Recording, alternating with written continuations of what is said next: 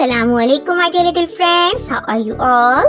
Today we are going to read another exciting and amazing story, a fairy tale, Rapunzel, retold by Anne Marie Rayan, illustrated by Natalie Hendrickson. So, let's start reading! 3, 2, 1. Once upon a time, a man and his wife lived in a little cottage in the shadow of a tall tower. They were very poor, but very happy. On the other side of their garden wall was a vegetable patch. It was full of tasty-looking carrots, cabbages, and tomatoes. But there was never anyone in the patch. Why should all those vegetables go to waste when we are hungry? The man asked his wife. So he climbed over the wall and quickly filled his basket. As he pulled a carrot out of the ground, he heard an angry voice. "Who said you could take my vegetables?"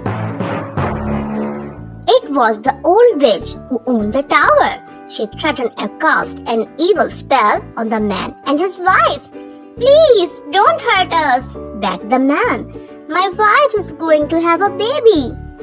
"I will let you go," said the witch. "But you must give me the baby when it is born.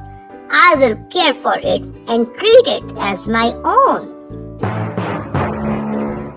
The man was so scared. He agreed to everything the witch asked. Soon the man's wife had a baby girl, and the very next day the witch took the baby away. The witch named her the baby Rapunzel. The baby grew into a beautiful girl.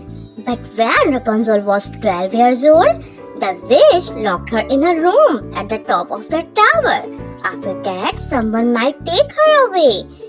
A year or two passed, and Rapunzel grew taller and her hair grew longer. Poor Rapunzel was lonely and wished she had a friend.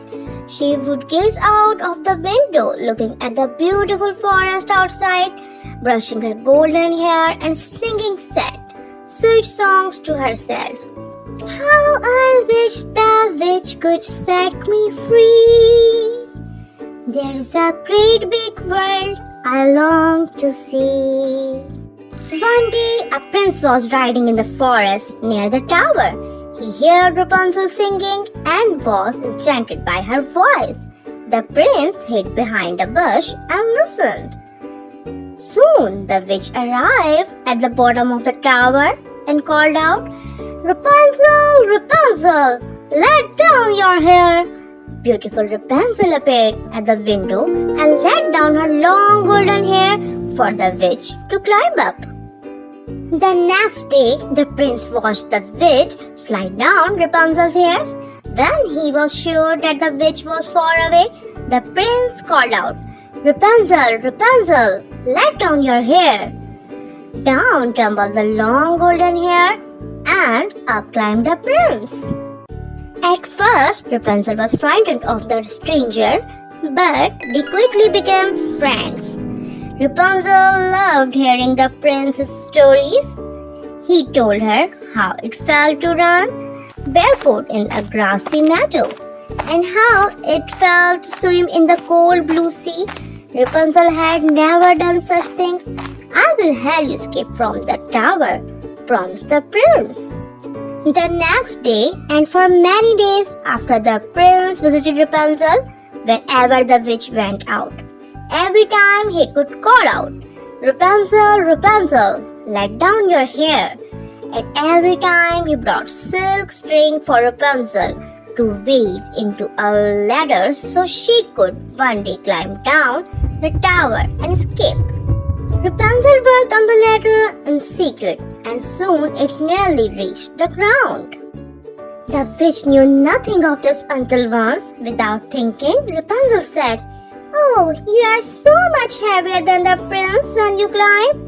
The witch was very angry. She grabbed the scissors from Rapunzel's sewing basket and cut up the ladder. Snap, snap, snap. Then the witch cut off Rapunzel's long golden hair and cast a spell. banishing Rapunzel deep into the forest. Still angry, the witch waited until she heard the prince call out, "Rapunzel, Rapunzel, let down your hair." Down to the ground tumbled Rapunzel's long golden hair, and up climbed the prince. "Ha!" cried the witch. When the prince reached the top, "You have come for Rapunzel, but she has gone, and you will never find her." Shocked, the prince fell from the tower into a thorn bush on the ground. The bush broke his fall, but the thorn scratched his eyes, making him blind. For many months, the blind prince wandered through the wilderness. Everywhere he went, he called, "Rapunzel, Rapunzel, where are you?" One day, he heard a sad, sweet song float through the woods.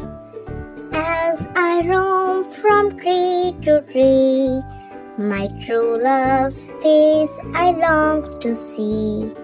"Rapunzel, Rapunzel," he called. Is that you?" Rapunzel ran through the woods and hugged the prince. "I have found you at last," she cried. Rapunzel's tears of joy fell into the prince's eyes, and he could see once more. Rapunzel's long hair was short now, but she was still as beautiful as ever.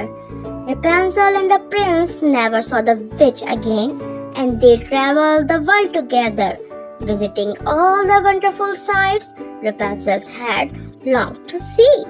And they lived happily ever after.